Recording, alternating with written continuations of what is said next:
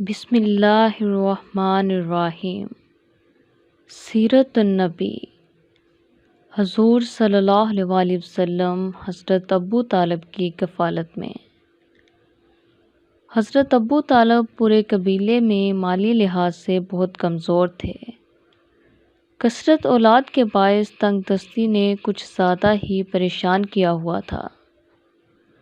حضور صلی اللہ علیہ وسلم اس گھر میں تشریف لائے تو سیدہ حلیمہ کے گھر کی طرح برکتوں اور نعمتوں نے اس گھر میں بھی ڈیرے ڈال دیے، جنہیں حضرت ابو طالب نے پہلے ہی روز محسوس کر لیا اور جان گئے کہ سعادت و برکت ان کے ہم رکاب ہے، جہاں جاتے ہیں خوشیاں اور نعمتیں ساتھ لاتے ہیں۔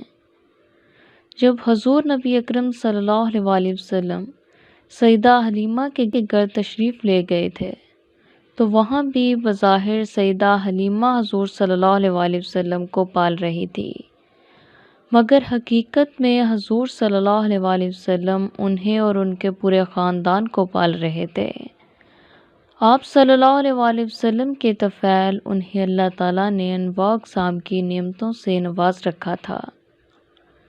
حضرت ابو طالب کے گھر عجائبات کا ظہور۔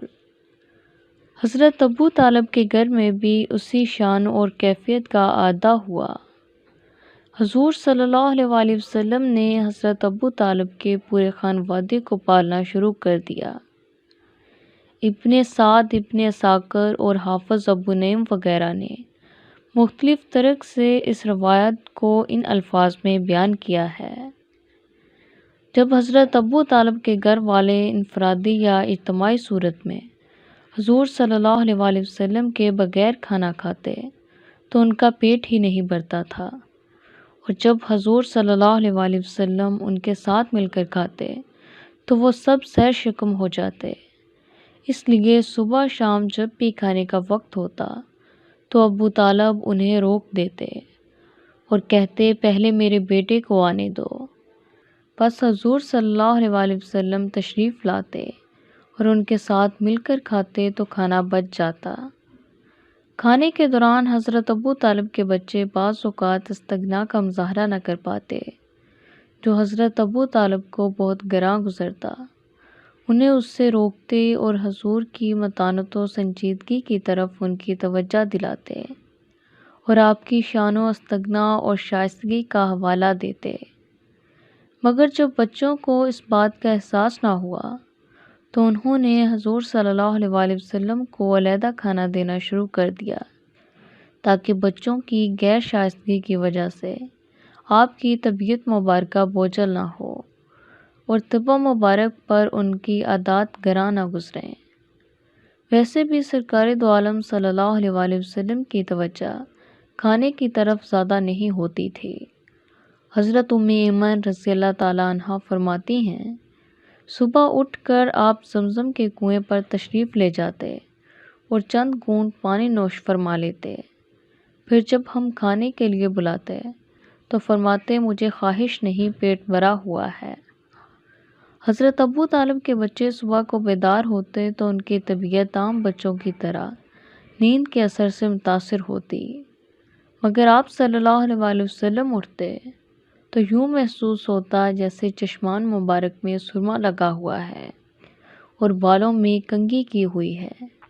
یہ غیر معمولی صورتحال کچھ سوچنے پر مجبور کر دینے کے لیے کافی تھی، کیونکہ یہ ایک دن کی بات نہیں تھی، ہر روز کا مشاہدہ تھا۔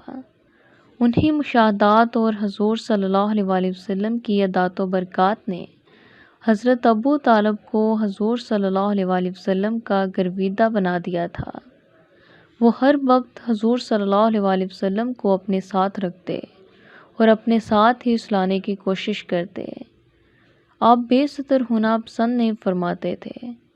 ایک روز سوتے وقت چچا سے فرمایا، اے چچا، اپنا چہرہ دوسری طرف کر لیں تاکہ میں کپڑے اتار کر بدل لوں، کیونکہ کسی کے لیے مناسب نہیں ہے کہ میرے جسم کو دیکھے۔